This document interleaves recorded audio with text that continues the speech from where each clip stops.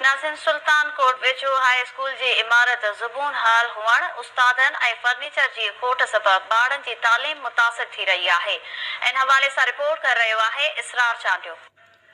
एक पासे वज़ीर तालीम सैयद सरदार अली शाह जूं दाऊं त ॿिए पासे सिंध में तबाही जे किनारे ते पहुतल तालीमी इदारा सुल्तान कोट हमान शरीफ जागण ऐं भरपासे जे 80% सरकारी स्कूलनि में स्टाफ ऐं बुनियादी सहूलियतुनि जो फक़दान बरक़रार। केतिरनि ई सरकारी स्कूलनि में बासर वॾेरनि छुपायो माल वठाण हारनि खे घर भाण बिज जो गोदाम बणाए छॾिया।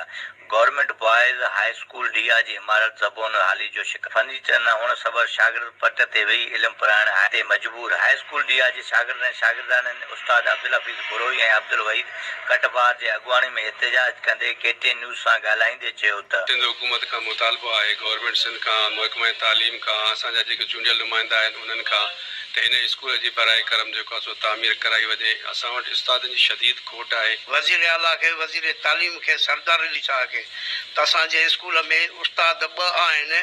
छोकिरा असां वटि 200 शागिर्द आहिनि जंहिंमें 45% लेडीज़ छोकिरियूं आहिनि।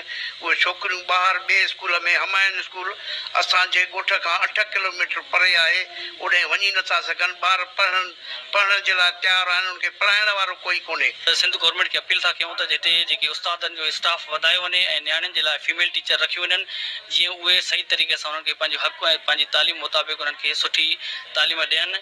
असांजे स्कूल में टीचर न आहे, फर्नीचर न आहिनि ऐं पाणी सहूलियत न आहे, बिजली न आहे। असां परे परे खां अचूं था पढ़ण लाइ, असां कंहिं शइ सहूलियत न आहे। बिजली जी ज़रूरत आहे, पाणी जी ज़रूरत आहे, दीवारुनि जी ज़रूरत आहे। असां स्टैंड ते असांजे स्कूल असांजी छोकिरियूं न अचनि नथियूं, इलाही छोकिरियूं। असांखे टीचर जी बि ज़रूरत। असांखे टेक्सां खपनि, फर्नीचर खपनि। उस्ताद हिकिड़ो उस्ताद असां पढ़ाए नथो सघे, असांखे टीचरूं खपनि। ते उस्तादनि जी असां लाइ ज़रूरत आहे। उस्ताद बि न आहिनि त चौधारी दीवार बि थी वञे, नलको बि अची वञे, नलको बि लॻायो, नेट बि वेठाऊं, ॿियो बेंचा बि न आहिनि, बिजली बि न आहे। चौधारी दीवार न आहे, असां गर्मी में वेठा आहियूं, न पखो आहे न छा आहे।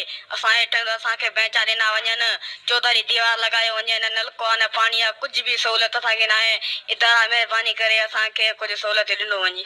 गवर्नमेंट बॉयज़ हाई स्कूल ॾिया जे उस्तादनि शागिर्दनि शागिर्दाननि ॻाल्हाईंदे चयो त स्कूल जी इमारत ज़बून हाली जो शिकार आहे। बुनियादी सहूलियतूं अणलभु आहिनि। हिननि DC शिकारपुर काशिफ नबी खोड़ो तालीम जे वज़ीर सैयद सरदार अली शाह खां नोटिस वठी स्कूल जे फुक़दान जो पूराओ करण जी घुर कई आहे। कैमरामैन अब्दुल गफ़ार सदायो सां गॾु इसरार अली चांडियो, KTN न्यूज़, सुल्तान कोट।